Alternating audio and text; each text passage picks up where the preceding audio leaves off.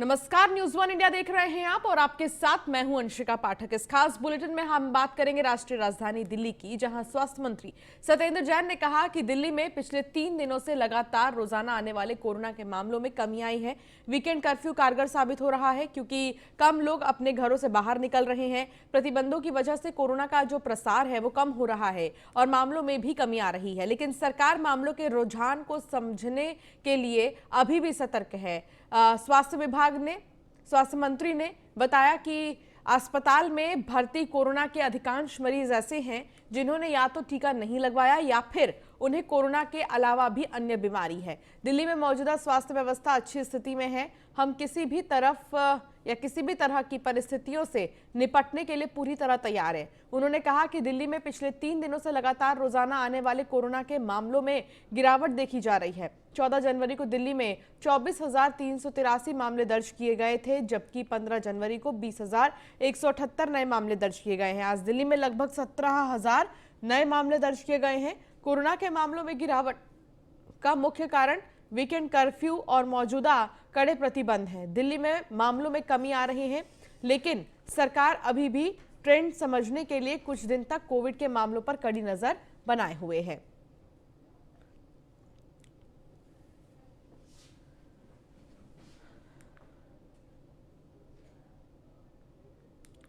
दिल्ली में बढ़ते कोरोना के मामले को देखते हुए वीकेंड कर्फ्यू लगाया गया है, लेकिन इस दौरान भी इलाके में चोरी की घटना रुकने का नाम नहीं ले रही है। एक ऐसा ही मामला दिल्ली के रोहिणी जिले के अमन विहार थाना क्षेत्र से सामने आया है, जहां बेखौफ बदमाशों ने एक मंदिर को निशाना बनाया और वहां रखे कीमती सामान लेकर फरार हो गए। चोरों ने मंदिर में भगवान को भी नहीं छोड़ा और करीब 2.5 किलो के धातु की बनी लड्डू गोपाल की मूर्ति भी ले गए। लाल मंदिर के पुजारी पंडित रविकांत झा ने बताया कि जब सुबह करीब 6 बजे मंदिर के द्वार खोलने के लिए उठे तो उन्होंने देखा कि मंदिर का सामान बिखरा पड़ा था। उन्होंने मंदिर में देखा तो सारे कीमती सामान गायब थे। हनुमान जी की चांदी का गदा, चांदी के मुकुट, पीतल की लड्डू, गोपाल की मूर्ति सब चोर ले गए। उन्होंने तुरंत इसकी सूचना पुलिस को दी, जिसके बाद अमन विहार थाना पुलिस की टीम मौके पर पहुंची और पुजारी के बयान के आधार पर जांच शुरू कर दी।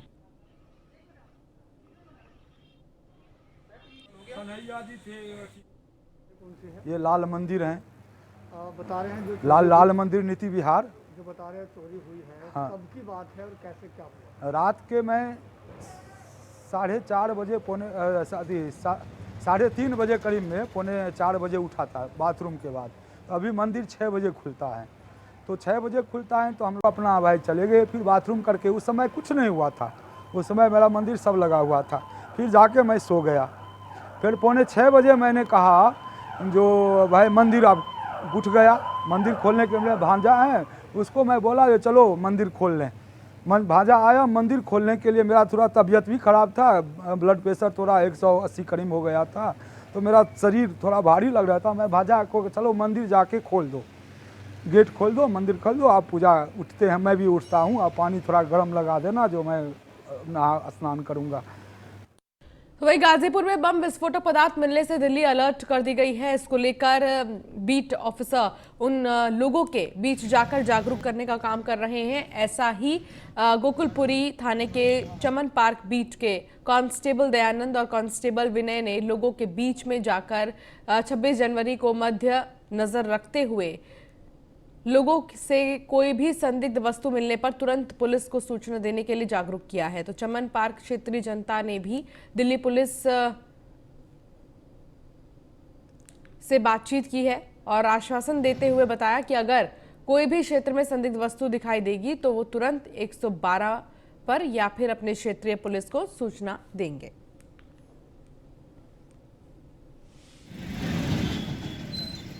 हमारी बीट के जो बीट अधिकारी हैं श्री जानंद जी और श्री विनय कुमार जी, श्री विनय कुमार जी बहुत अच्छा काम कर रहे हैं, सराहनीय काम कर रहे हैं और लोगों को कोरोना प्रोटोकॉल के तहत लोगों को समझा रहे हैं और जो है बता रहे हैं कि 26 जनवरी किस तरह हमें मनानी है। एक हमारा राष्ट्रीय पर्व है और इसको हमें मनाना है। और इस दिन हमारा संविधान लागू हुआ था, लेकिन कोरोना की वजह से हमें भीड़ इकट्ठी नहीं करनी है। अपने घरों में रहते हुए और कोरोना की जो गाइडलाइन DDMA ने जारी की हैं उसके बारे में हमारे बीट अधिकारी जी, दोनों बीट अधिकारी बहुत अच्छा काम कर रहे हैं, लोगों को समझा रहे हैं। जीटीबी हॉस्पिटल में गार्ड की बदसलूकी की खबरें अक्सर सामने आती रहती हैं। कई बार गार्ड और मरीजों की हाथापाई जैसी शिकायतें भी सामने आती हैं। अब ताजा मामला जीटीबी हॉस्पिटल में ओटी विभाग में काम करने वाली एक महिला के लड़के का सामने आया है, जहां महिला के मुताबिक उसका लड़का उसको लेने अस्पताल आया था, जहां पर बाइक पार्किंग को लेकर लड़के और गार्ड में कहासुनी हो गई, जिसके बाद 10 से 15 गार्ड मिलकर उस लड़के के साथ हाथापाई करने लगे। लड़के को कोई जगह नहीं मिली थी, इसलिए उसने सामने ही पार्किंग कर दी थी और उसको कई चोटें भी आई हैं। महिला के मुताबिक उन्होंने एक साथ मिलकर हॉस्पिटल डिपार्टमेंट को गार्ड की शिकायत लिखित में सौंपी है। थाना जीटीबी एनक्लेव में भी शिकायत दर्ज कराई गई है। अब तो ये 3 दिन हो चुके हैं। मेले को गिरा गिरा के मारा है और एक और सज्जन है जिन्होंने इसकी हालत। मैंने जब देखा तो मैंने एकदम में भागी। मैंने कहा क्या बात है।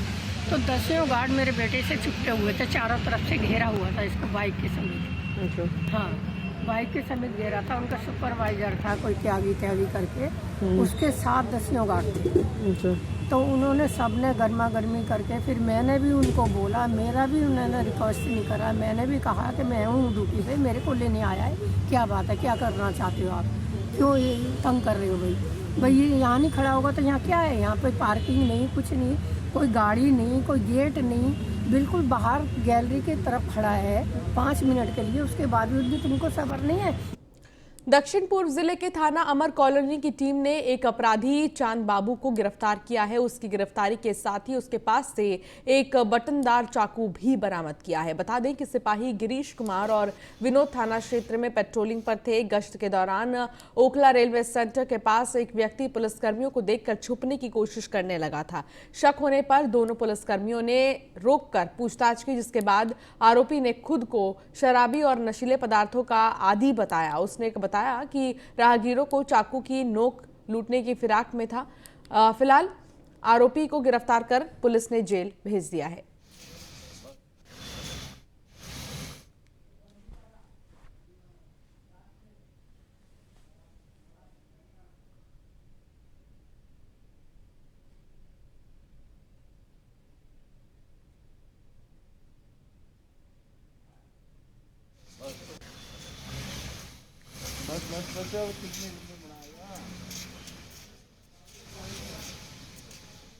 तो पुलिस पूछताछ में आरोपी ने खुलासा किया है और उसने कहा कि राहगीरों को लूटने की फिराक में था, लेकिन जैसे ही सूचना पुलिस को मिली, पुलिस ने उससे पहले ही शिकंजा कस लिया इस आरोपी पर।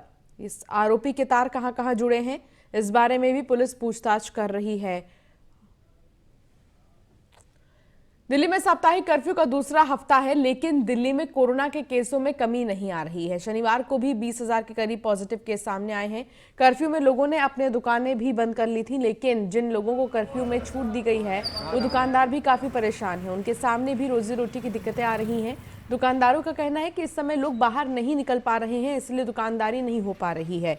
इन्हीं सभी को लेकर हमारी टीम ने आदर्श नगर क्षेत्र का जायजा लिया, जहां दुकानदारों के बंद होने से लोगों को काफी परेशानी का सामना करना पड़ रहा है।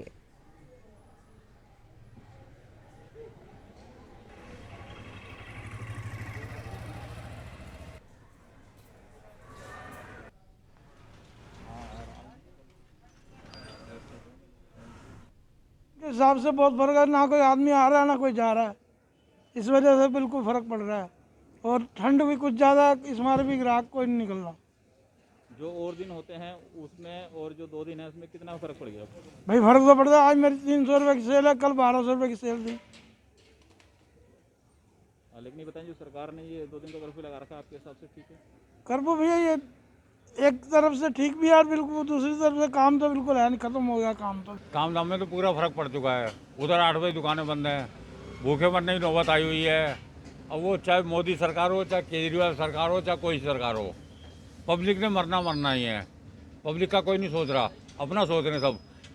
पैसा चाहिए इलेक्शन के लिए, चालान काट दो जी 2,000 का, 5,000 का चालान काट दो। पब्लिक कहाँ से लाएगी 5,000? उसका दुकान का किराया नहीं दिल रहा, उससे बिजली का बिल नहीं दिल रहा, वो कहाँ से लाएगा? लेबर का खर्चा नहीं निकल रहा, उससे कहाँ से लाएगा वो आदमी? जिस तरीके से काम चले लोग बाग, ये कर्फ्यू है जो 2 दिन का, ये बहुत ही बेकार है और पब्लिक बहुत ज़्यादा घूम रही है। और अभी आते हुए हमें पुलिस वाले ने भी रोका था, हमें बोल रहा था कहाँ जा रहे हो, मैं कहा सर इतनी सारी पब्लिक घूम रही है, हमें क्यों रोका जा रहा है। देखो अपनी गाड़ी के कागज़ दो, मैं सब है हमारे पास। तो हमारी बाइक की चाबी लेकर रख ली थी उन्होंने। चाहिए और आगे रिस्पॉन्स भी अच्छा मिलेगा जो अब चल रहा है। तो जैसे आप क्या काम करते हैं, आप अपना क्या काम है? मेरा ऑफिस है। अच्छा, तो इसमें जैसे लोग कुछ कह रहे हैं कि हमें नुकसान भी है इसमें।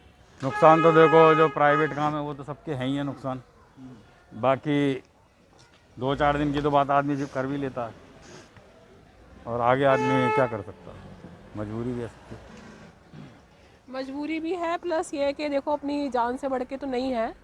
जिस तरह से केस फैल रहे हैं उस हिसाब से अगर 2 दिन के अंदर कुछ केसेस कम होते हैं तो हमें कोई दिक्कत नहीं है, हम घर बैठने के लिए। तो वहीं ऑपरेशन सुदर्शन के तहत पूर्वी जिले के क्षेत्र में सड़क अपराध में शामिल अपराधियों को पकड़ने के प्रयास जारी हैं। न्यू अशोकनगर मेट्रो स्टेशन के पास बाइक पर पुलिस गश्त के दौरान 2 संदिग्धों को स्कूटी पर सवार देख जब रुकने का इशारा किया गया तो संदिग्ध भागने की कोशिश करने लगे। इस दौरान पुलिसकर्मियों ने उनका पीछा भी किया और न्यू अशोकनगर के गणेश कचौड़ी स्टॉल के पास पकड़ लिया। पुलिस ने जब दोनों संदिग्धों से पूछताछ की तो दोनों शातिर बदमाश निकले। इस दौरान दोनों के पास से 2 मोबाइल फोन, चोरी की स्कूटी और 1 बटन चालित चाकू भी बरामद किया गया है। फिलहाल पुलिस ने दोनों आरोपियों के खिलाफ केस दर्ज कर जेल भेज दिया है।